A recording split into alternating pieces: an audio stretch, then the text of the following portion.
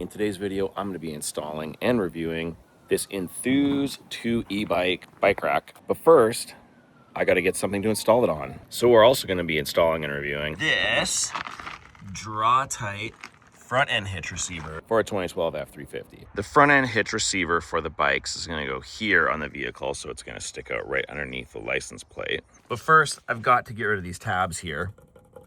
I don't know what they're for. I've heard someone's, I don't know.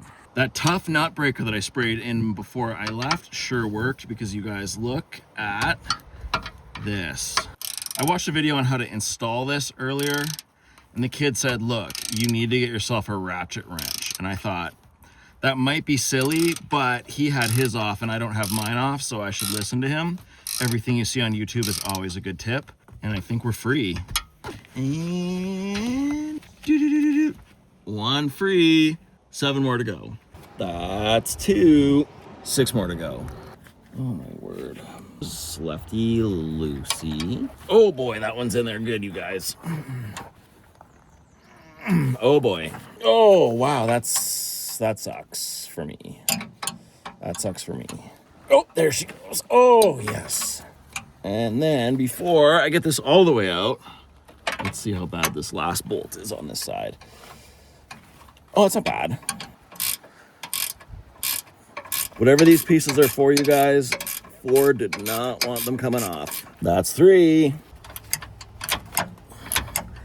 Okay, so the bolt is in the way, but the problem is these are in one bracket, so I can't get this other bolt out of my way to get the nut off the other one until I get them both out. So we're doing this 1/16th turn at a time. That's 4. You guys, I have no idea what this is for.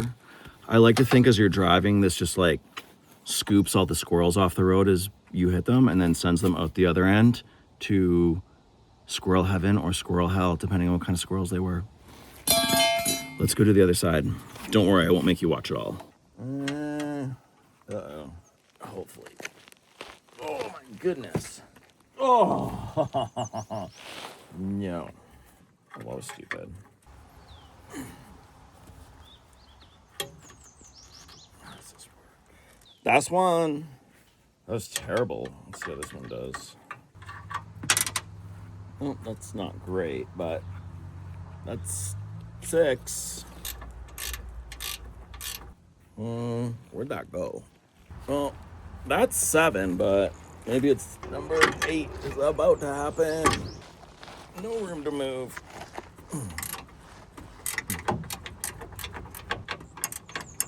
That's 8. Get this bracket out. Boop. Get this other bracket out. And wiggle this guy free. Oh. Oh my goodness. All right, you guys. Genuinely forgot we were supposed to be vlogging installing this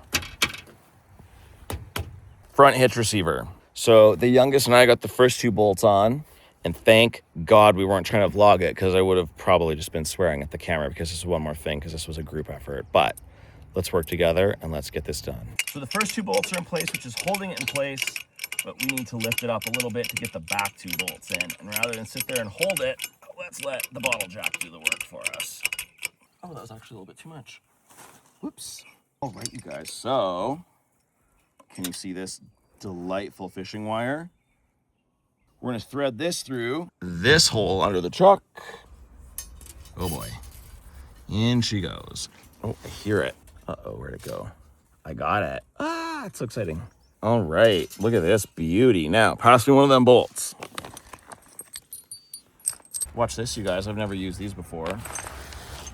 You just, the bolt threads on to here.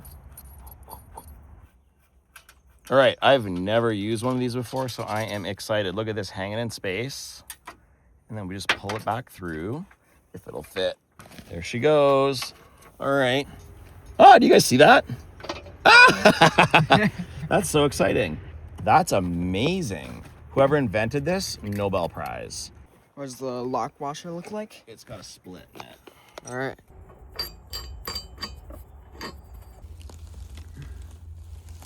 Feed her on in there, and then make sure when it's because the wire is curled, make sure it's gonna go forwards, not backwards, so it actually comes out the front. Never bump my arm again while filming. You've ruined the shot. All right, you guys, he's almost got it started. There we go. And then you should have your hand in here and you should be feeling it come out the front of that bracket. Success, okay. Now try to pull her through. Hold on, I'm just gonna do it. Okay. Pull. Oh boy, there she is. Is the bolt all the way through? Yeah. Okay. S-U-C-C-E-S-S. That is how you spell success. The lock washer goes on first, but think about which way you don't want it to turn. So like this? Correct. Honestly, I don't even think we're gonna tighten these. I think it's just safe like this. Why you're trying to come through all crazy though. So believe it or not, we are on day 3 of trying to install this front end hitch receiver for the bike rack. I did find a bike rack for this to hold 2 100-pound e-bikes, which was kind of a special order. But we're also on trip 3 to the hardware store because look at this. You guys, look where this bolt is. Boop, this guy right here. And let me show you the problem. You wanna grab that? Guess what?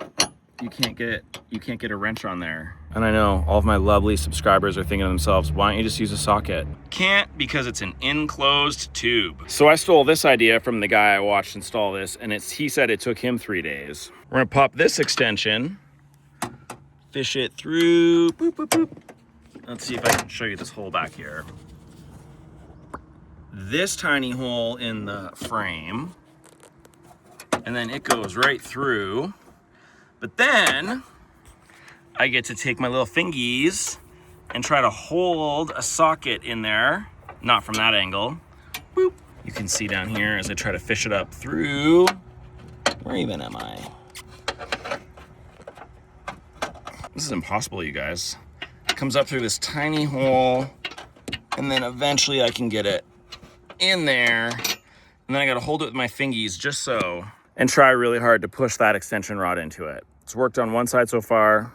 Fingers crossed for the other side. Also, you guys, did I mention during this entire process, the mosquitoes, you just saw a black fly, and the black flies are out eating me. And also it rained really hard for only 5 minutes. Not enough to soak the garden and make stuff grow, but enough to soak this grass I'm on. So now I'm just getting wet and fighting with insects. And I don't know why anyone lives in northern BC. It's stupid. So in order to get, boop, this hole up here to line up properly, I need to jack up the hitch receiver.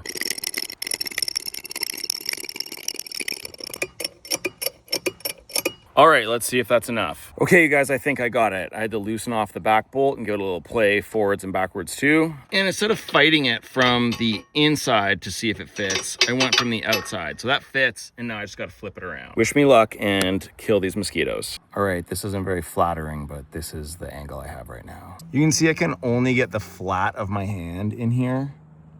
Nothing else, so I'm just wiggling this bolt forward with just one finger.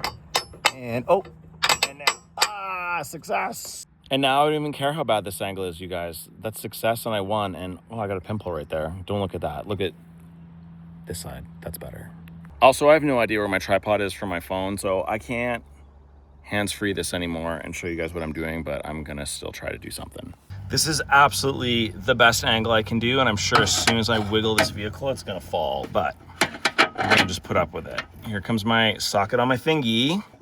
Oh, this is actually better than the other side where I couldn't do it at an angle like this because there was some crap in the way. Why wouldn't there be? All right, push. Oh, that's not bad.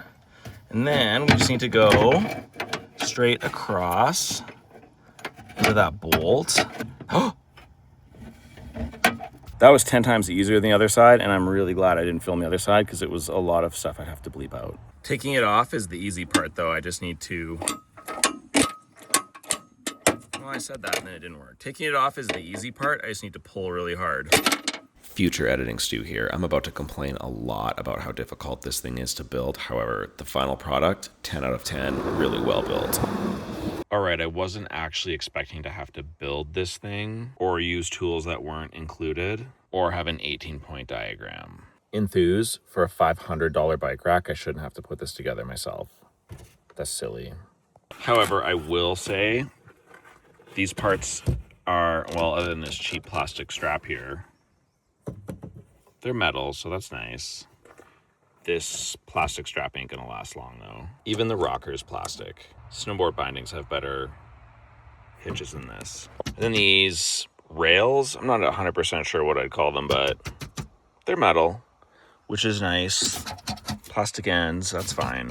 Or of these plastic straps. I mean, I get the straps are gonna be plastic, but it does feel like it's pretty cheap plastic. This box was pretty heavy when I picked this up from the store. And this is where the weight is coming from. Oof, those weigh, honestly, a bit more than I expected, but that's good. It looks like these are going to be these pieces here that hold the bikes in place. And in our accessories box here, those are some heavy duty metal bolts, and I feel better about that. Okay, you guys, it's not looking good. Align the holes of the supporting tube 2 and folding connector 1. Oh God. Then connect the two parts by inserting the M16 85 hexagon bolt through the holes. I'm sorry, do I look like I went to MIT? Align the front. Step 2, align the front wheel fixing base 5 with the hole position of the beam assembly 8. Install M12 30 screws. What the hell are those? On both sides, and install M625. Good thing I know the difference between an M12 30 and an M625 screw on the top, and ensure they are tightened.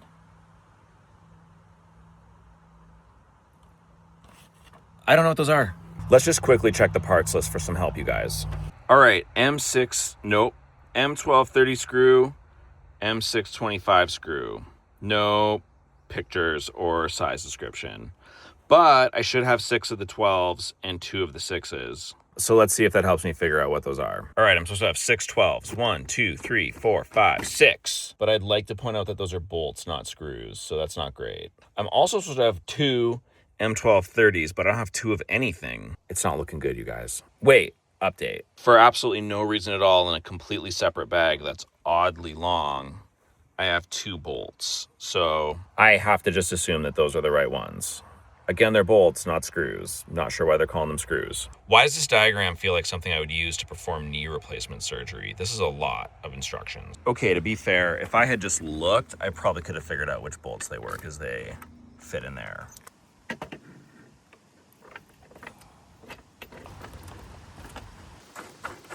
And you guys, I gotta do that twice. Crazy. Okay, at first this was unclear. It wants this bolt in here, and it showed it going in here.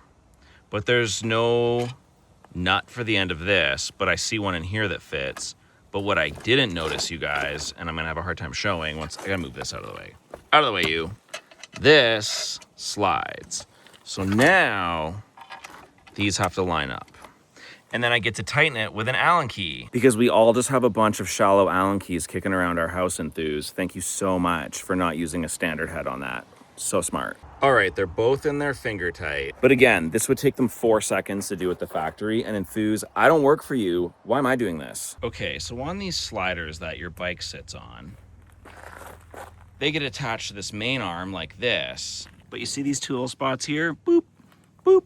The only thing connecting those platforms to this entire thing are these 2 sliding carriage bolts with 2 washers and 2 nuts. For how beefcakey the rest of this is, the fact that the bike is really only being held on by as tight as I tighten those 2 tiny bolts, that's crazy to me. Like, I did this one here, and I get it, it's supposed to be adjustable, and I haven't tightened these bolts yet, but look, it just came right off.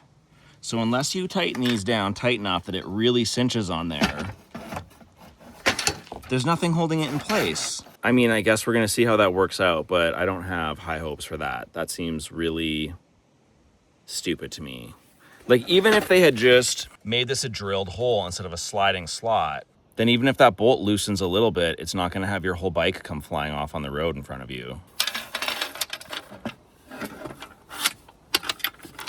And I love that I get to tighten these from below because you can't really flip this upside down. Somehow I'm just gonna get this wrench under here and, oh good, I can only turn it so much because the wrench hits this. Okay, I just realized, and this one's 100% on me, I installed part 1 upside down. Not a problem, but what a pain in the butt. Okay, so instead of making this harder on myself, I just went ahead and installed this on the Jeep so that I can get underneath there. But honestly, Why? This could be so much easier. Stupid.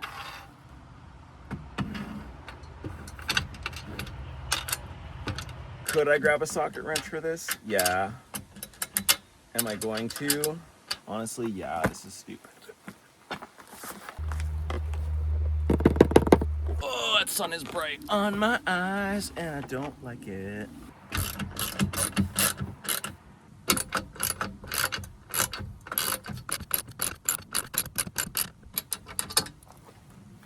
All right, I'm not going to tighten those too tight until I know how the bikes sit on there, because I'm going to need to probably adjust them. But again, it just seems insane to me and like a gross oversight.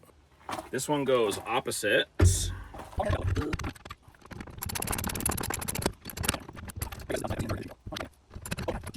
All right, I don't know if you guys are going to be able to see this because the sun is super bright, unlike the person who designed this. And so every time I tighten this bolt, the other side wants to slide. And if this bolt would just slide into place here, and I know you probably can't see it, and stay there, it would be fine, but it doesn't. It's not supposed to. So I'm just trying to tighten this without it falling on my head. Enthuze, I don't think I need a second person to hold this down while I tighten it up. Building a bike rack shouldn't be a two-person job. Figure it out.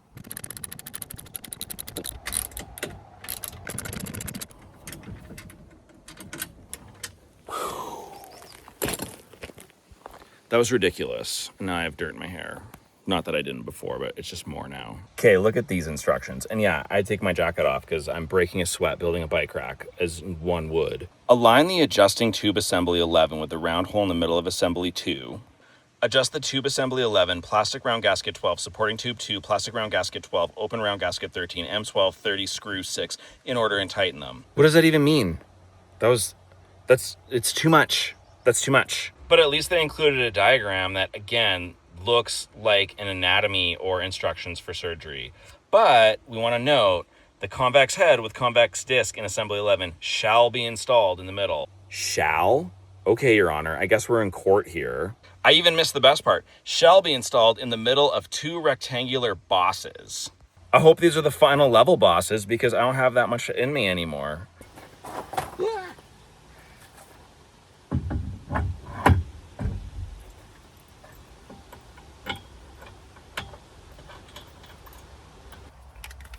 Then these guys get installed. This way. Suck that gut in. And there we go. All right, so it looks like we're done, and this is the bolt they gave us to hook up to the hitch, which I appreciate them doing, but if you're gonna put expensive AF e-bikes on here, probably gonna go to Canadian Tire and get a locking one so that someone doesn't just pull this out one day. Almost forgot to tighten those stupid Allen keys and the thingies on the bottom and one more giant bolt. So that would have been a disaster. Stay tuned. Okay, so my last pet peeve with this thing. This main bolt that holds the whole thing together. The instruction booklet shows it's a 24 mil wrench, but a 15/16 will do. But the bolt is the same size as the nut. So the instruction booklet says I need 1 wrench, but guess what? I need 2. Why would you not make your bolt and your nut slightly different sizes? Because if you're not a mechanic, no one has 2 24 millimeter wrenches or 2 15/16 wrenches. We have 1 because we're not mechanics. Why are you doing this? So yeah, I just grabbed a monkey wrench and stuck it on there, but I shouldn't have to.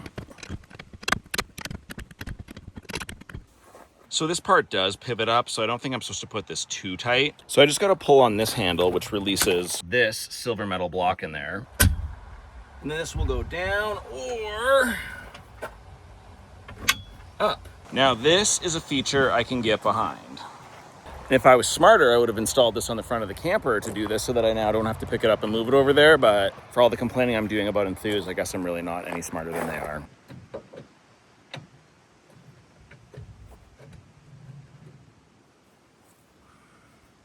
Nailed it.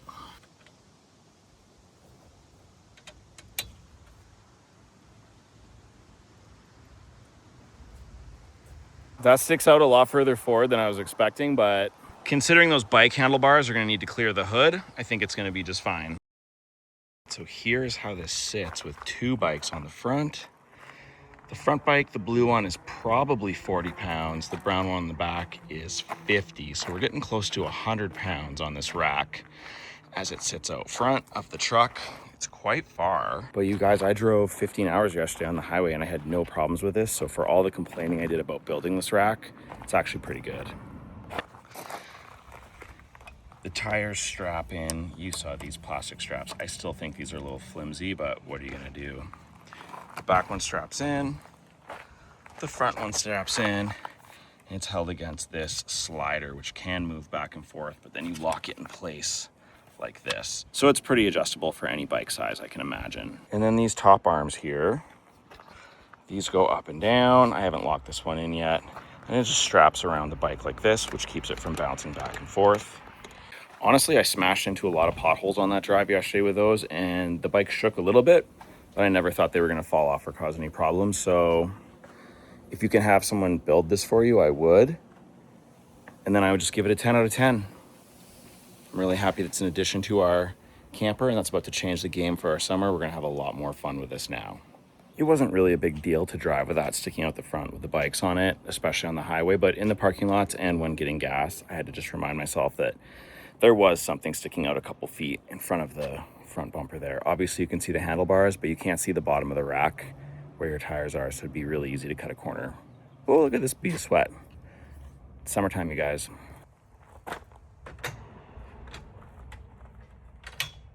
If the bikes aren't on there, you can drive it in the up position like that without any hassle.